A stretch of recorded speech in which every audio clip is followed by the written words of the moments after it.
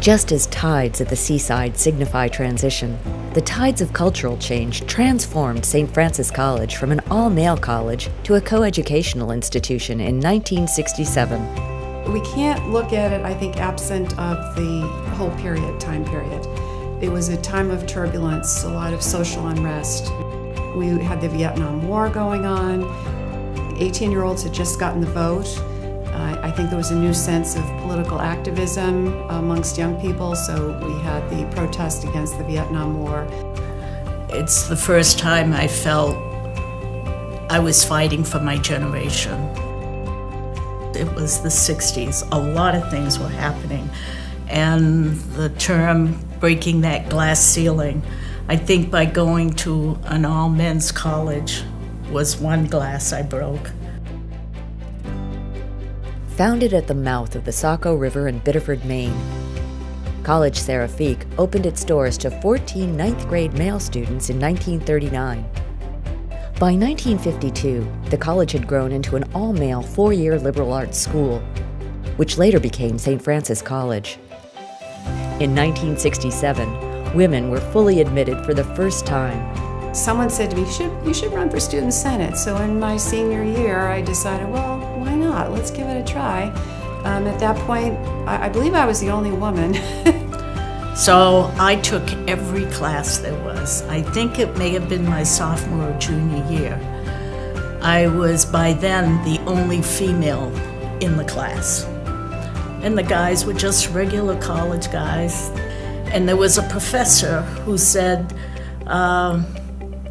gentlemen and Susan, we are going to visit a prison next week.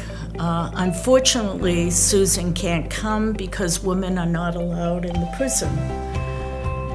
And I was willing to take that because I thought that's what, of course not.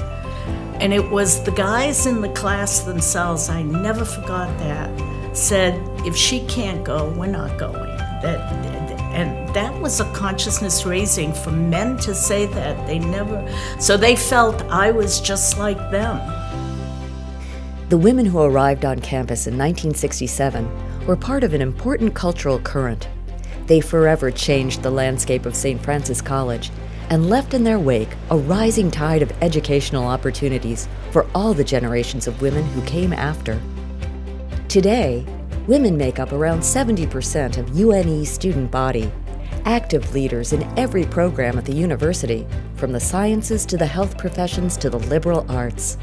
That's why it's so much fun to see, 75% females now? And I go, really? You have no idea. Like the pioneering women of '67 and those that followed, women today have a transformative impact on the UNE experience for all members of our community. I said, boy, St. Francis, thank you. I mean, I don't call it the college, I call it St. Francis. I've got a statue of St. Francis. We all do, I think. We say the prayer to St. Francis. It's just like he's a buddy, you know. I think when any person recognizes that I can accept and rise up and thrive in a challenge, you take that into your life.